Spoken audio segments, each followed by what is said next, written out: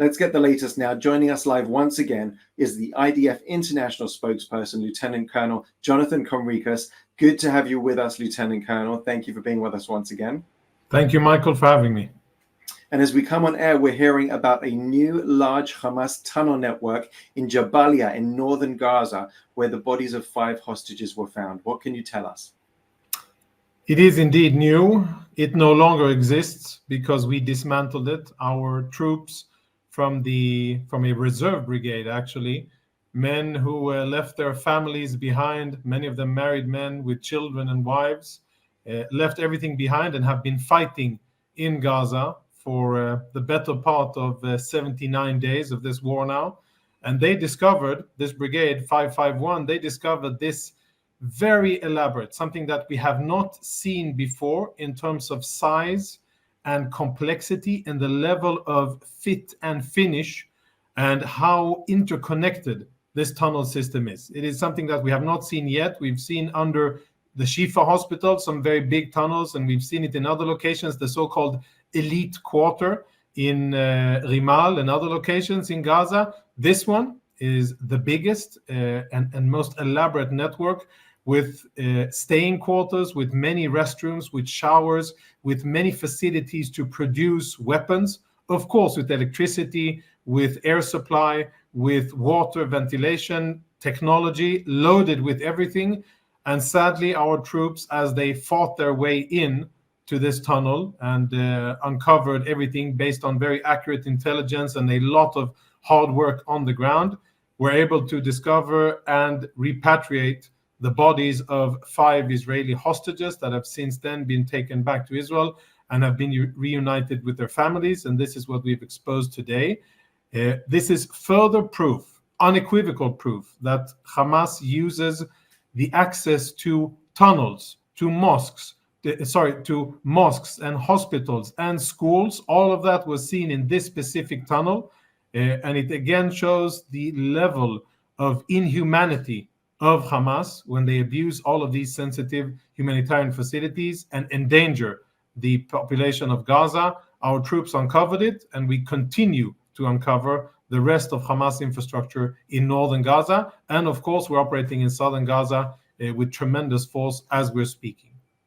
And we can only imagine how much money is spent on that tunnel network. The IDF released the names of 14 soldiers killed in action over the weekend. Each one, of course, is a truly devastating loss, and our hearts go out to their families. There's a fierce battle against Hamas happening now, and we saw Chief of Staff Herzi Halevi in Khan Yunis in Gaza this weekend, who spoke about the military gains that have been made. So where is the battle against Hamas at right now? Yeah, the battle against Hamas is dispersed between northern Gaza and the southern part of Gaza. We have made significant, very significant achievements in the northern part, and most of Hamas in its combat capabilities have been degraded, but there are still Hamas terrorists, enemy combatants that are there, have access to weapons, and continue to fight at a lower level. And since they have this massive infrastructure of tunnels, then they're able to continue fighting despite the fact that we are in a very dominant position. But in a nutshell, in the north, we are in a very good and strong position with many achievements, lots of Hamas infrastructure dismantled, many Hamas terrorists killed, but they're still fighting ongoing, specifically in Jabalia, but not only there. We have now shifted our focus to the south, where our elite 98 division, paratroopers and special forces, are hammering Hamas as we speak, fighting underground and above ground, and making them pay a very heavy price, a much heavier price than we have been forced to pay. But of course, each and every Israeli soldier that sadly is killed or wounded in combat is a terrible loss. We are deploying lots of fire measures, precise fire, in order to mitigate the threats to our soldiers. And we will continue to work and to fight in southern Gaza. And we will expand operations. This isn't the end of where we're going to fight in southern Gaza. And until we achieve all of the aims, return of the hostages, dismantling of Hamas and its military capabilities, and of course to stop any future capacity of Hamas to rearm itself and to threaten Israeli civilians. And we've seen further discoveries by the IDF in Gaza, including a weapons compound where explosive belts that were adapted for children were found. Can you tell us more? Yeah, we've seen that. We've seen an abundance of weapons manufactured and stored in schools. There's hardly a school that our forces enter and search that doesn't have either rocket launchers in the courtyard, or where Hamas has been storing rockets underneath the school, or where Hamas has been firing from within that school using various weapons, RPGs, IEDs, and small arms fire against our troops. So it seems as if both schools, UN schools in particular, and then mosques are the preferred areas that Hamas likes to abuse in terms of humanitarian facilities. That's, of course, very dangerous. And what you refer to, these small or miniature vests, it connects with what our forces have been reporting from the ground, all kinds of tricks and attempts by Hamas to pull Israeli troops into ambushes by using the most depraved of tactics, by sending women forward, carrying a white flag, and then having snipers, Hamas snipers on standby, waiting for Israeli troops to expose themselves and then attacking Israeli troops. And we've seen the use of Bluetooth loudspeakers and playing Hebrew voices and children's music in Hebrew in order to pull Israeli soldiers in and then detonate IEDs. Fortunately, Israeli soldiers were understood the situation and were able to preempt that and kill the terrorists. This happened a few days ago. But the depravity of Hamas knows no boundaries. Nothing is beyond them when it comes to a cynical use of children, of human shields, and of protected facilities like schools, hospitals, and mosques. Terrible. The head of the UN tweeted this weekend, the way Israel is conducting this offensive is creating massive obstacles to the distribution of humanitarian aid inside Gaza. What is your response to the head of the UN? I think that's very unfortunate. It is just as unfortunate as the activities of UNRWA and other UN institutions on the ground have been since the beginning of our maneuver. And I think that when the history books are written about what happened in Gaza, these organizations will be partially held accountable for the death of Palestinian civilians. They could have made a difference. They could have been on the right side of morals and history, and they could have been part of the solution. And what do I mean? When we told civilians in northern Gaza to evacuate to the south, they had an opportunity to help us. But instead of helping us, all of these so-called humanitarian organizations said no, and that it couldn't be done and that it mustn't be done. And the result is, of course, that many more Palestinians were unfortunately caught in the battlefield and used by Hamas as human shields, very cynically used by Hamas. Many of these people could have been saved. They could have gone down to the humanitarian zone in southern Gaza. It could have been built properly with infrastructure, food, electricity, and shelter, and many, many Gazan civilians could have been spared. But the decision here was much more of a political decision against Israel than it was about saving lives. So I think it is extremely unfortunate to continue with this agenda, this line of rhetoric against Israel, and it is not too late for the UN and for UN entities on the ground to understand that their actions are causing suffering, and they can and should do better if they really care and if their mandate is to care for Palestinian civilians. I for sure would expect them to do that, and I think that Palestinian civilians who have been living under Hamas oppression for so long deserve better.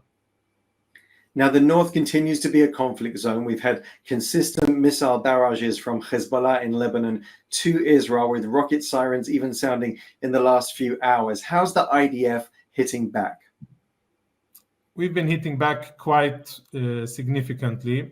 You have to understand that there's a certain parity. Since Hezbollah is the aggressor here, they have been attacking and we have been responding in turn at a similar level. We have been quite successful, and according to Hezbollah reports, more than 124 Hezbollah operatives, well-trained, I should say, Hezbollah terrorists have been killed by IDF fire. And that is not a small achievement. That is about a quarter of the amount of military personnel that Hezbollah lost in the Second Lebanon War in 2006. So by no means a small number. But the message here is, and that we've been trying to get across to the international community, to the United States, to France, and to the UN, our civilians need to be able to go back to their homes. The current security situation does not allow that. And until a diplomatic solution is found, then of course our other only option is to use the tools that the military has at its disposal. And we are ready, equipped, and focused on doing that. We are awaiting good news, perhaps, Christmas holiday spirit in the Christian world, and perhaps the end of year will have some great advancement, and maybe a diplomatic, life-saving, war-preventing deal can be made. If so, I think that the State of Israel would look at that with a favorable eye. But if not, we won't have a choice but to provide security for our civilians with the tools at our disposal. And I think that is something that needs to be prevented. But if push comes to shove, that is what the IDF is prepared to do. And we have the full backing of the State of Israel, our government, and of course the people of Israel, who understand the threat here towards Israeli civilians and who demand that Israeli civilians be able to go back to their homes and go about their daily lives without being threatened by these Iranian-backed Lebanese terrorists along our borders. Absolutely untenable that Israelis should be refugees in their own country. And finally, yes, as we head into the next week and the new year, and you go from TV interview to TV interview, what are the messages you want our audience to take to their networks and to their social media this week? We finally exposed that we have killed almost 8,000 Hamas combatants. So trained fighters, some of them terrorists who are trying to kill civilians, others just combatants. We have killed, according to our estimate, which is based on quite a lot of different sources and cross-referencing and compiling those sources.